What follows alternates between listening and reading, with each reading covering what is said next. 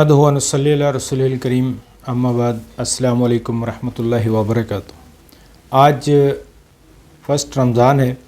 अल्हम्दुलिल्लाह तमाम आकिल बालिग मुसलमानों ने, सेहतमंद मुसलमानों ने आज रोज़ा रखा होगा। अल्लाह ताला सबकी इबादतें कबूल फ़रमाए, सबको मज़ीद इबादत करने की तौफ़ीक अता फ़रमाए। इस रमज़ान करीम के लम्हात जो कि इंतहाई कीमती हैं, हमें चाहिए कि हम उनको ज़्यादा से ज़्यादा पुर असर बना सकें, उनसे ज़्यादा चीज़ें सीख सकें, इन लम्हात को ज़्यादा से ज़्यादा अपने इस्तेमाल में ला सकें। उसी हवाले से मैं सोच रहा था कि कुछ ऐसी चीज़ें आपके साथ शेयर करूं जो कि हमारे रमज़ान के हवाले से, इबादत के हवाले से भी हों और माशरती तरबियत भी हमारी होती रहे। इस हवाले से एक मेरे पास किताब है बुलूगुल मराइम, इब्न हजर अस्कलानी रहमतुल्लाह अलैह ने जो मुंतखब अहादीस को इकट्ठा करके ये किताब लिखी, बड़ी मशहूर व मारूफ़ किताब है। और अल्लाह ताला ने इस किताब को एक ख़ास कबूलियत अता फ़रमाई कि ये किताब मुख्तलिफ़ बहुत सारे मदारिस के सिलेबस में भी शामिल है। और इन्होंने इस किताब में ख़ास अहादीस जो हैं वो मुख्तलिफ़ उन्वानात के तहत इकट्ठी की हैं। तो इसका चैप्टर नंबर 16वां बाब किताबुल जामे में जो अहादीस हैं वो तरतीब से हम उसको पढ़ेंगे रोज़ाना 2, 3, 4 अहादीस, ताकि हमारे मुताले में इजाफ़ा भी हो सके और ये ऐसी अहादीस के जिनके ज़रिए हमारे मुआशरे में, हमारी तरबियत में जो है वो बेहतरी आ सके। तो उस हवाले से मैंने जो 3-4 अहादीस सेलेक्ट की हैं वो आपके सामने रखूँगा और फिर उसकी कुछ जो है वो हासिल कलाम पर भी हम बात करेंगे इंशाअल्लाह ताला।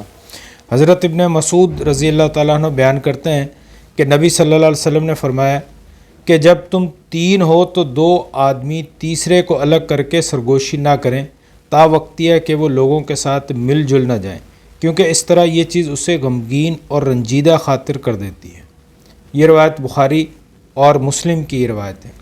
एक और रवायत में नबी सल्लल्लाहु अलैहि वसल्लम फरमाते हैं कि कोई आदमी किसी को उसकी जगह से उठकर ख़ुद उस जगह पर ना बैठे। अगर जगह की कमी हो तो हल्का मजलिस वसी और कुशादा कर ले और उसमें तौसीक लेकर आए। ये भी बुखारी और मुस्लिम की रवायत है। एक और रवायत में नबी सल्लल्लाहु अलैहि वसल्लम फरमाते हैं कि छोटा बड़े को, राह चलता बैठे को और थोड़े ज़्यादा तादाद वालों को सलाम कहें। ये बुखारी और मुस्लिम में रवायत है। और मुस्लिम के एक और रवायत में यह है कि सवार पैदल को सलाम करें। और हज़रत अली रज़ी अल्लाह ताला अन्हु रवायत करते हैं कि नबी सल्लल्लाहु अलैहि वसल्लम ने फरमाया कि जब एक जमात किसी के पास से गुज़रे तो उनमें से एक आदमी का सलाम कह देना काफ़ी है और जमात में से एक आदमी का जवाब दे देना काफ़ी है। ये 4 अहादीस हमने आज जो पढ़ी हैं, इनका हासिल कलाम यह है कि इंसान को माशरे में रहते हुए एक दूसरे का ख्याल रखना चाहिए।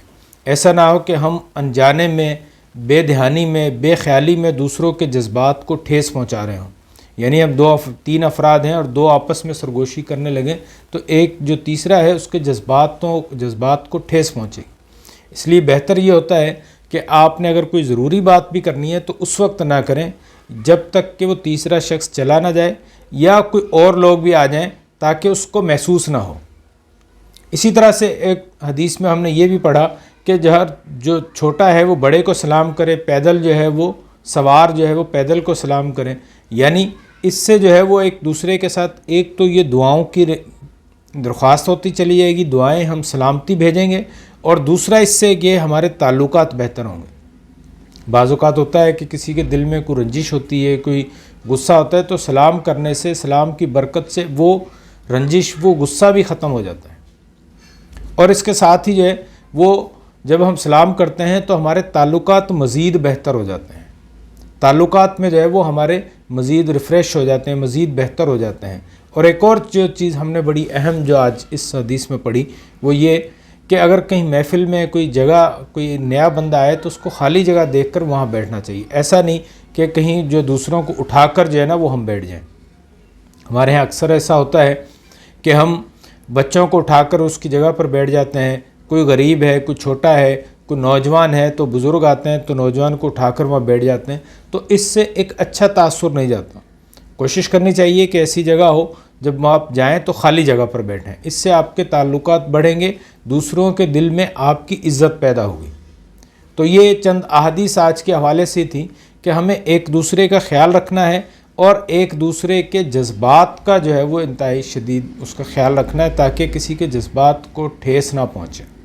بہت شکریہ۔ السلام علیکم ورحمۃ اللہ وبرکاتہ۔